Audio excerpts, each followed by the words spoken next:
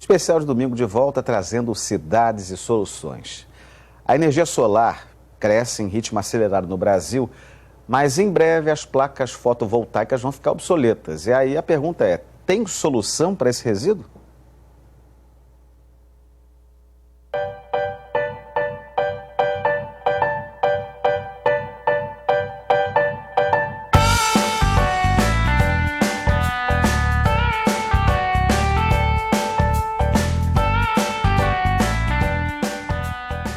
A energia solar está quebrando mais um recorde no Brasil. Já são mais de 2 milhões de instalações de sistemas fotovoltaicos em telhados, pequenos terrenos ou lajes como essa daqui. Somando-se às grandes usinas fotovoltaicas espalhadas pelo país, a potência, a capacidade instalada chega a 30 gigawatts. Isso é mais do que 2 hidrelétricas de Itaipu. Não é sensacional? A energia solar bombando no Brasil. Só tem um problema. Essas placas fotovoltaicas não duram para sempre. Elas têm prazo de validade de 25, no máximo 30 anos. E depois? Depois vira lixo, vira resíduo, vira impacto ambiental. E hoje no Brasil não existe uma política pública definida sobre o que fazer com tanta placa fotovoltaica. Será que tem solução para isso? É o que você vê no programa de hoje.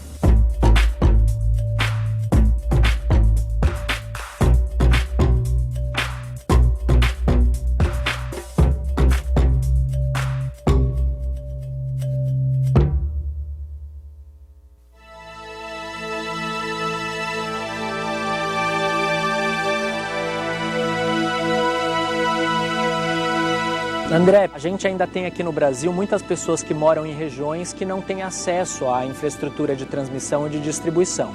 A gente chama isso de comunidades em regiões isoladas ou remotas.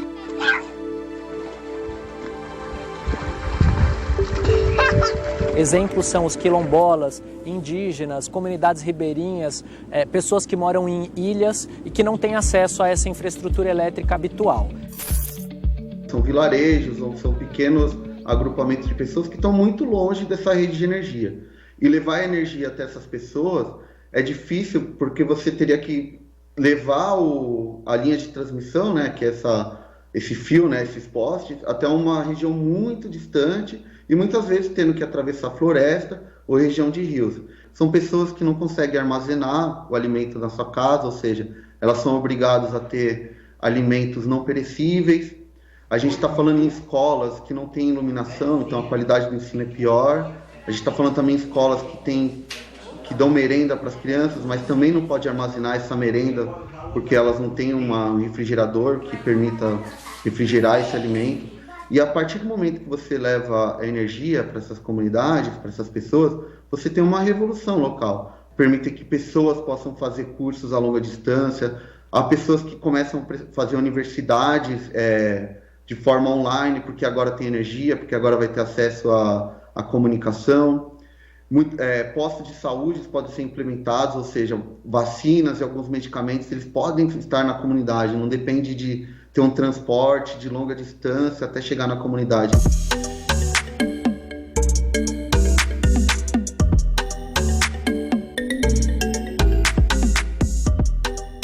Esse programa, ele nasceu em 2020, com o objetivo de levar energia a mais ou menos 219 mil unidades consumidoras. Isso dá em torno de quase 1 milhão de pessoas, né, que vivem na região de toda a Amazônia Legal e que não têm acesso ao serviço público de energia elétrica. Como o programa Mais Luz para a Amazônia, ele tem a obrigação de que todo atendimento ocorra por energias renováveis, percebeu, por temas de custo e facilidade de instalação e tempo, que os painéis fotovoltaicos, né, os painéis solares, eles eram a tecnologia de custo e facilidade de instalação mais fáceis de ser instalada na região da Amazônia, e isso tornou a mão de instalação do programa. 100% do programa está sendo atendido com a instalação de painéis fotovoltaicos, com a utilização de baterias para armazenar energia. Hoje as baterias utilizadas em sistemas isolados, elas já podem ter vida útil que vai não mais de 2, mais de 5, até 15 ou 20 anos. Ainda assim, a nossa preocupação maior é que os programas governamentais, como o programa Luz para Todos, mais Luz para a Amazônia, que buscam levar energia elétrica para 1 milhão de brasileiros que ainda não têm acesso à energia elétrica nessas regiões, faça um georreferenciamento, um mapeamento de aonde esses sistemas vão ser instalados, aonde e quantas baterias nós temos nos locais.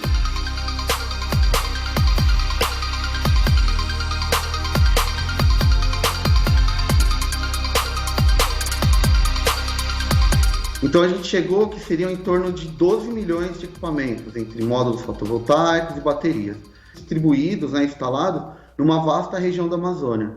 E isso colocou, assim, deu um alerta. Ok, vão se instalar milhões de baterias, milhões de módulos fotovoltaicos numa região muito vasta e numa região que carece de serviços públicos de saneamento, que é coleta de resíduo, ou tem um serviço de logística reversa. Então a gente propõe toda uma cadeia de manutenção, toda uma cadeia de logística reversa, que consiste no quê? Você ir lá, retirar o módulo fotovoltaico, painel fotovoltaico que sofreu avaria ou que tem que ser trocado, retirar do local e levar até um local que tenha um destino correto desse equipamento ou desse módulo fotovoltaico.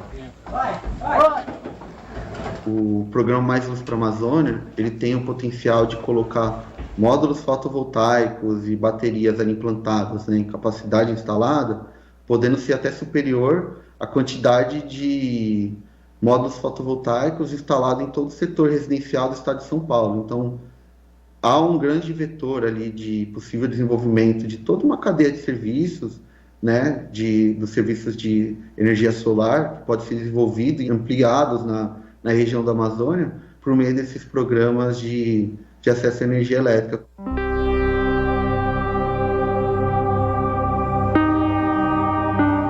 Em média, seriam produzidos até 7 mil toneladas desse tipo de resíduo. É mais do que o dobro de todos os resíduos eletrônicos coletados em todo o Brasil.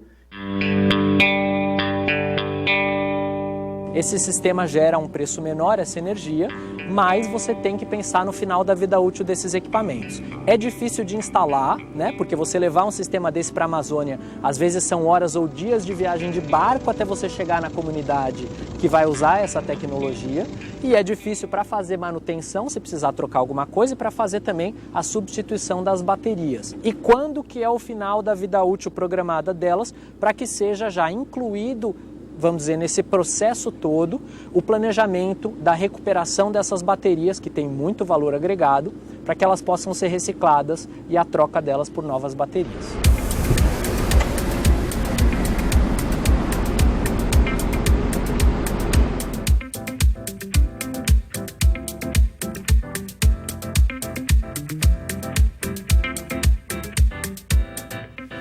A bateria de lítio é a chave da transição de matriz energética. Hoje você pode usar um gerador solar no meio da Amazônia, ao invés de usar um gerador de diesel. Não sei se você sabe, mas na Amazônia é um dos lugares que tem a maior emissão de CO2 por geradores de diesel. Então você pode substituir esse gerador a diesel por uma bateria. Mas aí você fala, então, David, ok, o que vai acontecer quando essa bateria parar? Isso vai virar um resíduo, e um resíduo problemático para eu tratar. Até então não tinha nenhuma empresa no Brasil atuando para resolver esse grande problema, um descarte sustentável. Porque até então, só para você entender o caminho dessas baterias aqui no Brasil, elas iam para a Europa para ser incineradas na Europa.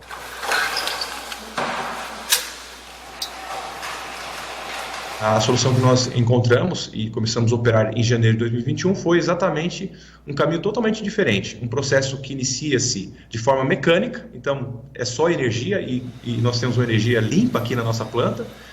Permite que essa bateria ela se transforme numa mistura de óxidos que a gente chama de black mass. Então a bateria deixa de ser bateria e se transforma numa mistura de óxidos. E já fazendo a separação do cobre, do alumínio, do plástico.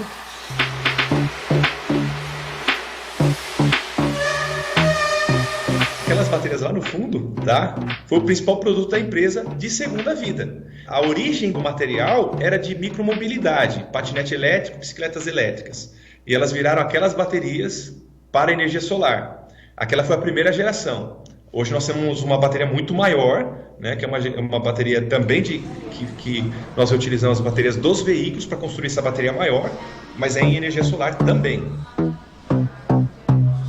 E agora, em 2023, nós estamos com a última etapa disso, que é o refino total. Daqui, no interior de São Paulo, onde nós estamos baseados, nós estamos produzindo cobalto, lítio, níquel, manganês, que vem desse processo de mineração urbana dessas baterias que até então não tinha uma solução sustentável.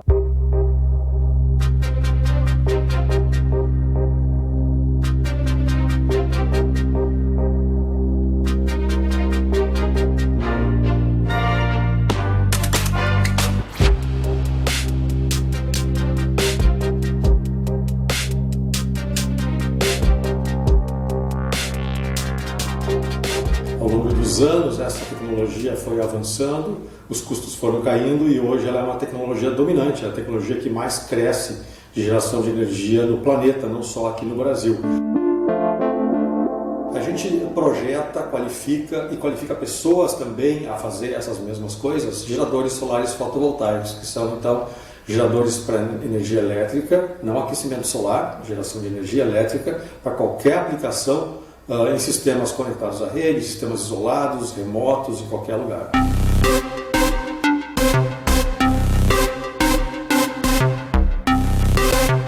Os estudos internacionais já mostram que os módulos são trocados a cada 15 anos. Então, as grandes usinas, elas precisam, com o avanço da tecnologia, trocar os módulos antigos por novos para garantir a eficiência da usina. Então, é por causa disso que os módulos com descarte antecipado chegam aqui no laboratório. Primeiramente, a gente vai ver como está fisicamente e estruturalmente esse módulo. A gente olha os principais elementos construtivos, ou seja, o vidro, a estrutura metálica e os componentes elétricos e eletrônicos, que são os cabos e os conectores. A gente geralmente testa vários, então faz inspeção visual em 100 módulos, depois a gente faz testes elétricos e de segurança em 100 módulos. E a parte mais demorada é a correlação desses resultados, que pode levar aí uma semana para a gente ter a análise desses 100 módulos, quais deles podem ser reutilizados e quais deles têm que ser destinados para reciclagem direto. Se eles puderem ser reutilizados, eles ganham uma segunda vida e a gente consegue reinstalar eles em diversas aplicações, como por exemplo postes de iluminação pública, junto com baterias também de segunda vida. A eficiência do módulo de segunda vida está diretamente proporcional à condição que ele foi exposta na sua primeira vida, ou seja, se a instalação foi bem feita, se as condições de uso foram adequadas, se houve uma manutenção correta e se houve um descomissionamento, ou seja, se houve um cuidado e um zelo na hora de retirar esses módulos da usina ou da instalação e trazer para a reavaliação. Certamente, você precisa, de arte e ciência, porque você precisa fazer uma inspeção visual, olhar para elas e fazer algumas medições e ver onde que você vai aplicar elas. Então, as aplicações que a gente está olhando agora são para sistemas de populações mais precárias, que não têm acesso à energia, baixa renda, tudo isso é a expectativa do uso dessas placas de segunda vida.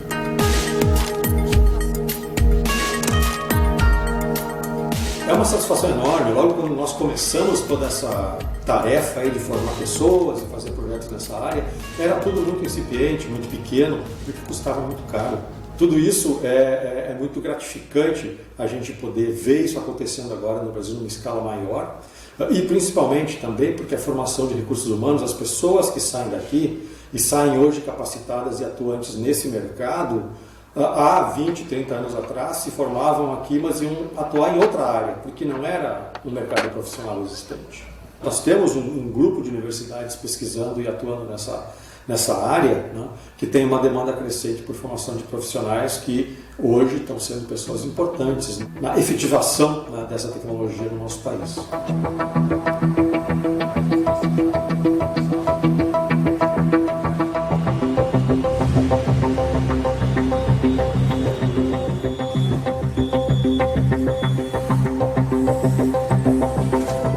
Vocês são a primeira recicladora do gênero no Brasil. Isso, na América Latina. Ainda estão sozinhos no mercado? Sim, hoje somos os únicos a fazer especificamente a reciclagem dos painéis solares. Em linhas gerais, como é que funciona a reciclagem das placas fotovoltaicas? Bom, nós primeiro fazemos a coleta no cliente, tá? Então o nosso serviço ele engloba desde a cotação logística até o carregamento desse material em loco, tá? Porque é uma parte muito difícil do processo por conta de falta de infraestrutura nos locais. Após isso, a gente faz o recebimento desse material e faz o desmonte da parte externa dele, que é envolto de alumínio.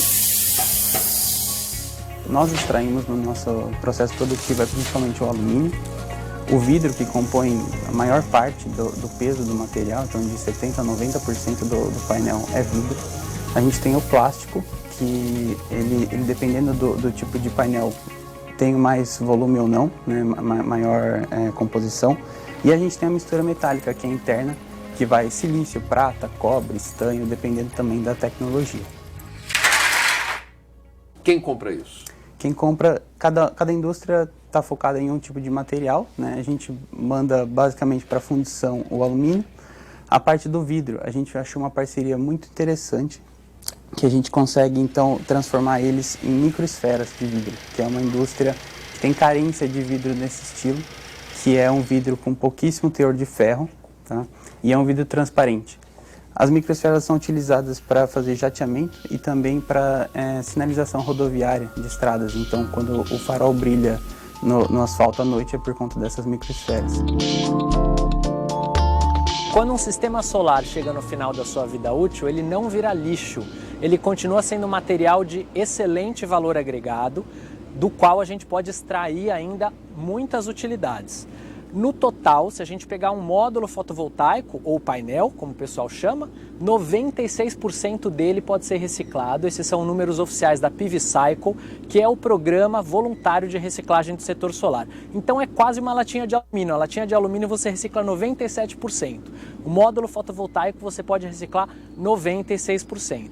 E aí o que o setor tem trabalhado agora é garantir que esses equipamentos cheguem até as fábricas de reciclagem. Isso que a gente precisa, com o apoio da sociedade e com o apoio do governo, fazer acontecer. A gente já está até fazendo uma parceria com uma empresa de usinas hoje para poder fazer a destinação das placas que ainda funcionam para ONGs. E por conta do nosso maquinário ser desenvolvido pensando nisso, hoje ele é um maquinário móvel. Então, quando essas usinas tiverem uma demanda em escala total ou uma escala bem grande, a gente consegue levar o nosso maquinário até a usina e fazer todo o processamento em loco, porque ele está dentro de um container, então ele consegue ser transportado facilmente. Qual é o futuro desse gênero de negócio? Na verdade, nada que a gente consegue reciclar aqui no Brasil dos painéis consegue ser reinserido nessa cadeia. E o motivo é porque hoje o Brasil não faz a fabricação dos módulos fotovoltaicos. Em números de 2021, 96,5% de todo o painel fotovoltaico instalado no Brasil foi importado. O maior produtor de módulos fotovoltaicos no mundo, que mais vende, é a China. A China vende 75% de todos os módulos fotovoltaicos do mundo. Onde que está se desenvolvendo e realmente tendo empresas que fazem reciclagem desses painéis fotovoltaicos? Na China. Nosso concorrente é a lata de lixo, tá? Literalmente. Então, infelizmente, as pessoas ainda não têm consciência do descarte correto, do descarte consciente, e descartam isso na lata de lixo. O que o nosso setor quer, justamente com o apoio do governo, é envolver o setor fotovoltaico, as empresas especializadas em energia solar, para que elas possam oferecer esse serviço para a sociedade, de forma que a gente consiga fazer essa desmontagem e esse envio dos equipamentos até os pontos de coleta da forma correta e segura para todos. Isso pode ser um novo modelo de negócio. Pode ser uma grande oportunidade. Gerar muito emprego. Muito emprego, muito investimento, ajudar a trazer valor para o setor e mostrar, porque o nosso setor, André, tem no seu DNA o compromisso ambiental do começo ao fim do ciclo de vida. Então, para nós, a solar fotovoltaica não cumpriu o seu papel se ela não for adequadamente destinada ao final da vida útil. E não é para um aterro, não é para um lixão, muito menos para se deixar parado em algum lugar. Isso deve voltar para o ciclo de produção do setor para virar produtos novos para a sociedade.